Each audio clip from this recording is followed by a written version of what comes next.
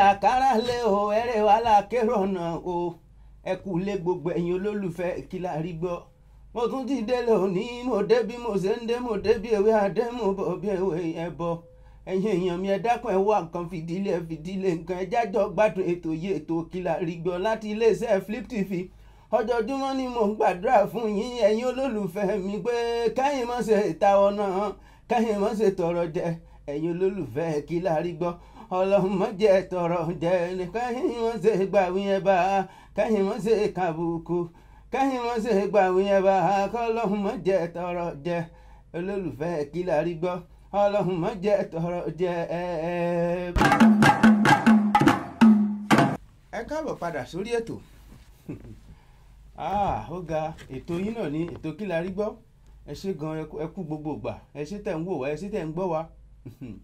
Ó ga ó ṣẹlẹ̀ o, wọ́n ní wọ́n yarí ní ilé ìgbìmọ̀ asòfin, wọ́n yarí tán pátápátá ni pé kí ló dé ẹ mọ̀ mú àwọn Boko Haram, tẹ́ ẹ bá ti wá mú wọn tán ẹ lẹ́sìn kínní kan Operation Safe Corridor àbí nǹkan, wọ́n wà ní wọ́n rìpẹ́ǹtì, wọ́n radicalize wọn, wọ́n ṣe radical, wọ́n ṣe oríṣiríṣi láìsí wọ́n wà padà sí àárín àwọn èèyàn àti ẹ̀gbọ́ pé àwọn míì wọ́n dọ́ ìwọ̀n mọ́ sójà. Ibo náà ti máa ń ṣerú rẹ̀ ní gbogbo àgbáyé, èmi ò gbọ́ bí tán ti ń ṣerú ẹ̀ o. Bàbá tiẹ̀ pèèyàn ní olè só yẹ kó máa gbọ́mọ ẹran jó ìjọba Buhari pẹ̀lú gbogbo nǹkan tí wọ́n ń sọ ń pa yín pé ká mọ́ sọ kínní pé ẹ̀yin gan ẹ mọ̀ ń pa àwọn Boko Haram bí kò ṣe tí wọ́n á jẹ́ pẹ́yìn náà lẹ́ sọ pé ẹ̀ ṣe operation sáwọn sọ operation corridor ẹ̀ fún kankan sẹ́ni kankan káwọn tó pààyàn, àwọn tó wá láti Borno, Ali Ndume tó wá láti Borno ní tẹ̀sí yóò ní ò dáa. Ọ̀kan lára àwọn tẹ́ ẹ ṣe irú ẹ̀ fún nígbà kan bó tó ṣe padà dé bàbá rẹ̀ ló lọ pa. Oríṣiríṣi ìwà tí ò dáa bó kò sí bẹ́ẹ̀ ṣe lè ṣe bòlò tí ò ní rùn gbẹ́. Ẹ gbọ́ tí Yorùbá pòwe kan, wọ́n ní bólé lógún ọdún bólé lọ́gbọ̀n oṣù bólé lọ́gbọ̀n ọdún tá a ti fi adẹ́mujọba kò ní yọrùn ọ̀pẹ wò yóò sì mọ wọrùn ọ̀pẹ. Bí ẹ bá ti mú èèyàn lọ bí irú bẹ́ẹ̀ tó bá ti bọ̀, èmi ò mọ̀ ìdájọ́ ọkú ló yẹ fúnru wọn o tí wọ́n ká ọmọdọ̀ àwọn Boko Haram boko àwọn náà fojú re wo ni,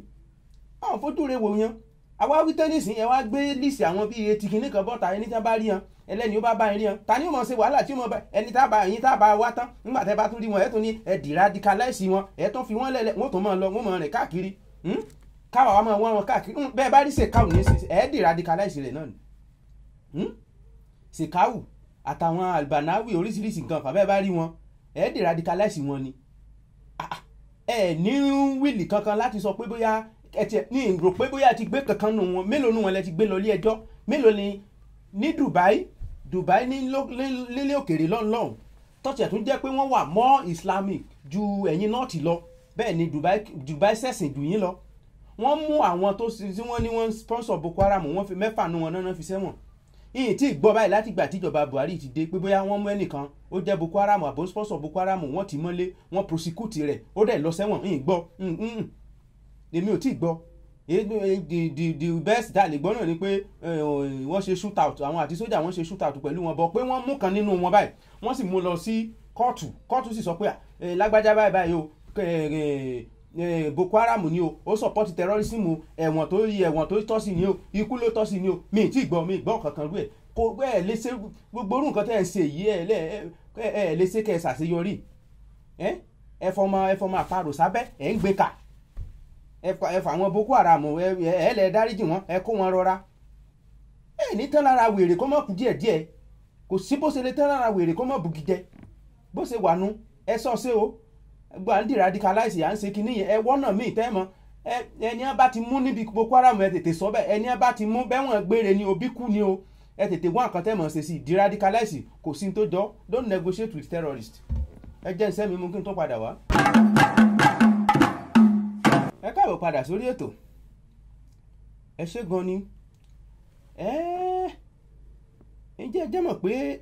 ẹnìkan tó wọ́n ṣe àwọn drama kan láìpẹ́ yìí. Drama ti bàbá tó dé Rájí Fáṣọlá òun la kọ́kọ́ rí tí ń wá kámẹ́rà kí ní Lẹ́kí tó géètì. Season 2 rẹ̀ ó ti bọ́ta. Ẹ̀yin ò tí mọ̀.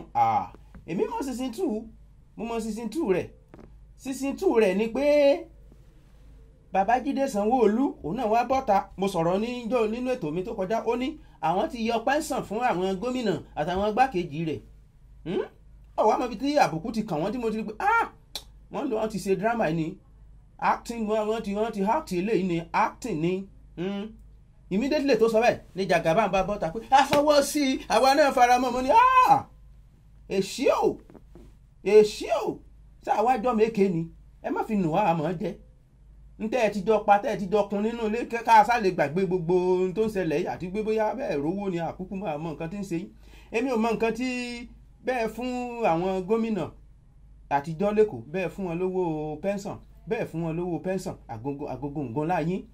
Èwo làá mọ̀ báyìí nísìnyí bóyá ń gbà tẹ́ ẹ parẹ́ lórí ìwé bẹ́ẹ̀ ń fọ́ra yín lábẹ́lẹ̀, ṣé mo fẹ́ mọ̀ ni. Bullion fan tó wọ ilé baba lọ́jọ́ sí akékékéké àrí nǹkan kan. Bẹ́ẹ̀ bá ń fi tí ò sí lórí ìwé tẹ́ ń gbé portfolio wọlé ara yín ṣe ọlẹ́ lọlé Tinubu ní sìkí ń béèrè lọ́wọ́ rẹ pé kí lọ́n wá ń bẹ̀. Bàbá gbé portfolio lọlé Tinubu ebi kọ́ má ti sí nínú ìwé ni àìmọye owó tẹ́ lè sọ síra yín tẹ́ ẹ̀bí kílẹ̀ wá ń bá ká. Ibi tí mo ti wá rí pé ó dàbí pé kì í ṣèmi nìkan ni mo rí pé ó dàbí pé dírámà ni ọ̀rọ̀ tó wà nílẹ̀ yìí o. Okowa, gọ́fúnà Okowa ló bá ní ó ní ẹ wá o, ó lémi èsè gómìnà tẹ́ mọ̀ gbásán bíi ti Sanwó-Olú lẹ́kọ̀ọ́ o, èmi èsè gómìnà tẹ́ lè mọ̀ gbá sí bí gbásọ̀ òun o bíi ti Sanwó-Olú. Wọ́n á wọ̀rọ̀ ń pé ó dà pé bí mo ṣe ń wò yín náà ni Okowa náà ń wò pé wọ́n ti lọ act drama lẹ́yìn ni gbogbo drama yìí kò lè lọ bí kankan, kò lè work. Ìṣòro ayé ti yín ni bó bá wù yín ẹ pínwó Lagos State tán kò kàn anybody. ẹ jẹ́ sẹ́mi mú kí n tó padà wá. Ẹ káàbọ̀ padà sórí ètò. Ẹ wò ó,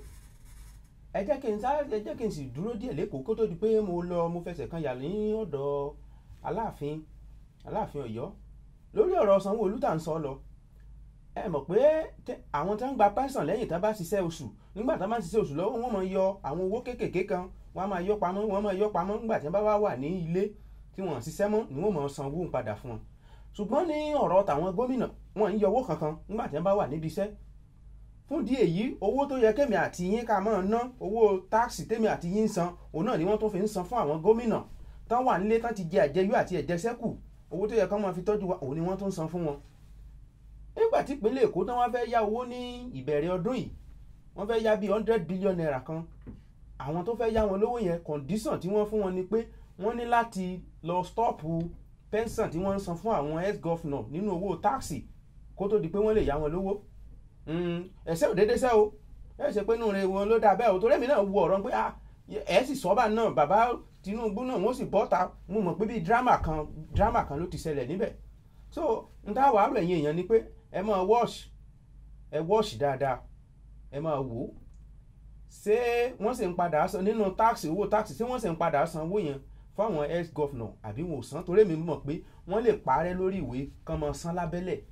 Ẹ jẹ́ gbogbo wa ẹ jẹ́ amójútó, ẹ jẹ́ àjọmọ̀ wò, ẹ jẹ́ àgbẹ̀yìn tìṣẹ́gbẹ́ kan. Ẹ dákun, kí ló máa dé tí òkè tí ó gbàgbé ìbòsí tí ó wàá dégbà látẹ̀ tí ó káwọ́ mọ́ rí? Ṣé àwọn obìnrin ojú ń dùn wọ́n ni àbí tí wọ́n jẹ ni wọn ò dé wọn ó gbọ́n? Àbí bò ni obìnrin ó ṣe rí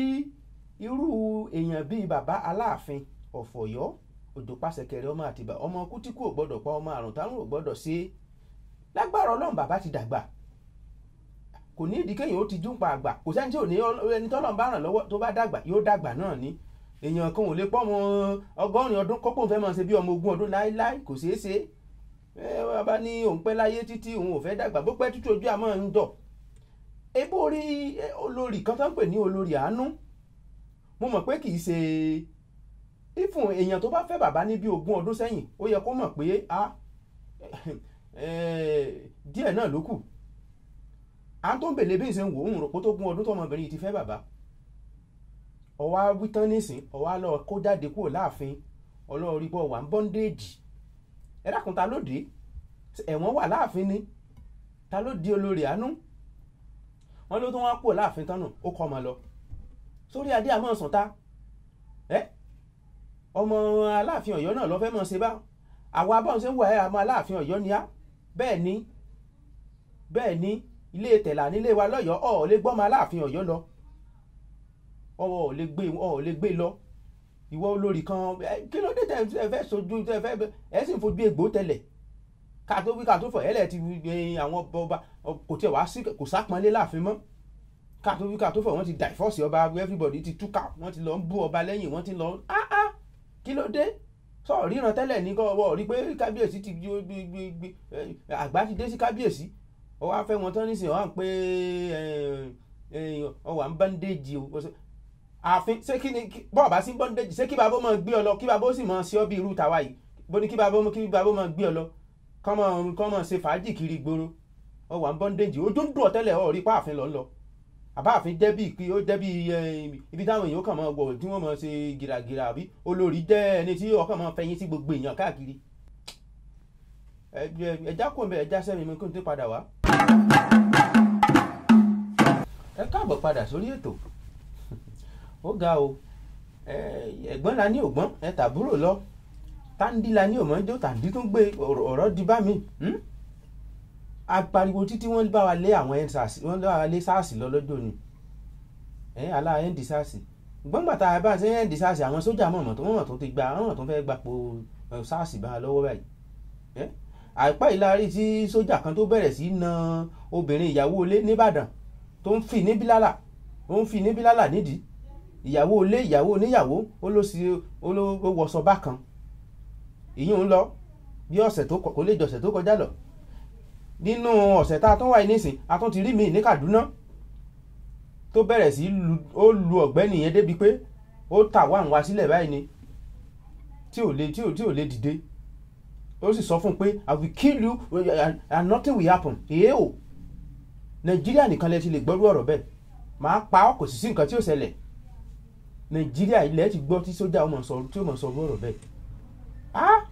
ọ̀rọ̀ burúkú ni onígboro ẹnu ẹ sì ní gbọ́ kíjọba àpapọ̀ kí wọ́n ṣe nǹkan tó gidi sí bí wọ́n ṣe máa wòran títí bá ṣe wòran SARS títí náà rèé tó fi dọ́rọ̀ fi bọ́ owó rí kí làwọn aṣọ pàtí sójà ní sígbà tẹ́ ní kán hẹ́ndì SARS sáà ní kán hẹ́ndì àmì ní àbíbò là ń lọ ní Nàìjíríà ìbáyìí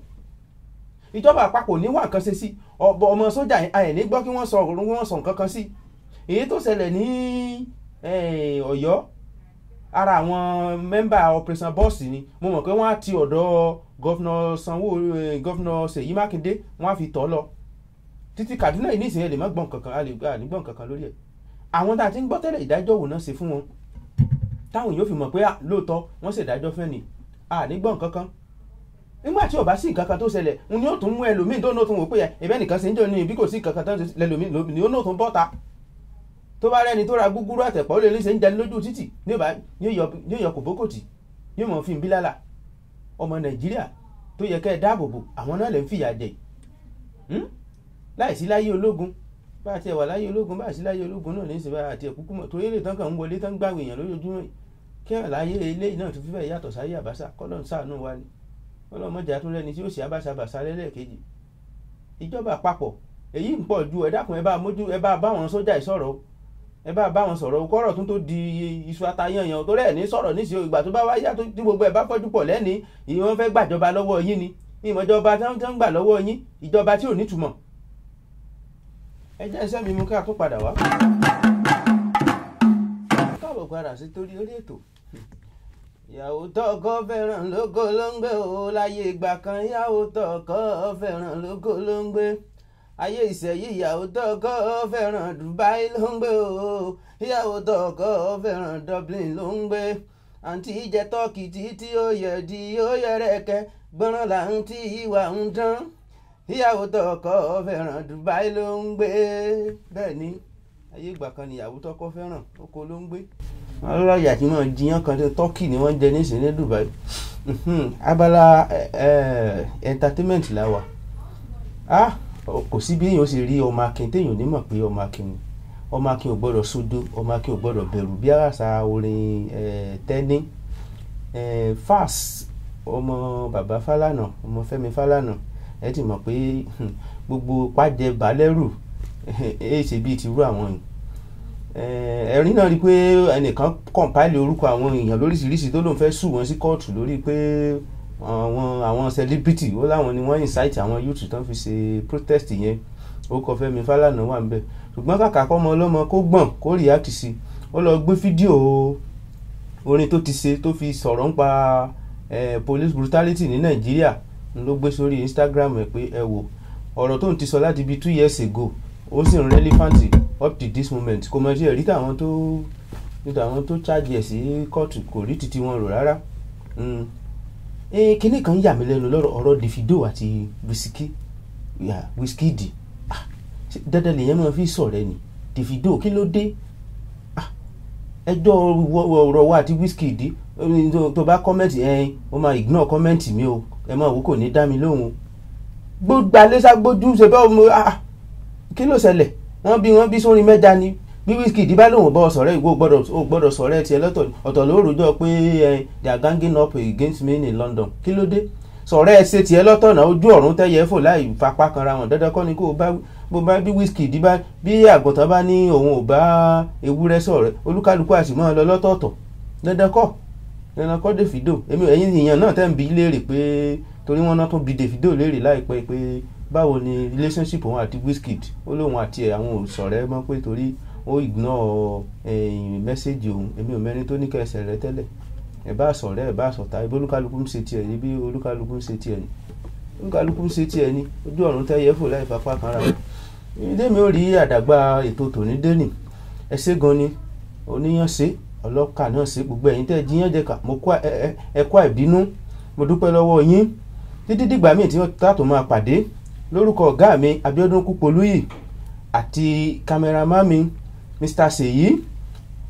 ojú tẹ́ fi ń ṣe kámẹ́rà kò ní fọ́ ọwọ́ tẹ́ fi ń ọpẹ́rẹ́tì ẹ̀ àkàndùn nímú orúkọ mi ò yí padà Adéwọlé Olúwafẹ́mi lèmi jẹ́ ọmọ òpó kọrọbìtì ọmọ òpó kọrọbìtì ọmọ òpó rọ̀ṣọ̀ òpó gbàjá ilé bàbá tí aná ti ń rógi lásọ kẹ̀kẹ́ mẹ́ta dídùn aṣọ lè dìdì èèyàn títí dìgbà míì táwọn pàdé ẹ máa fi gbádùn sáyọ̀.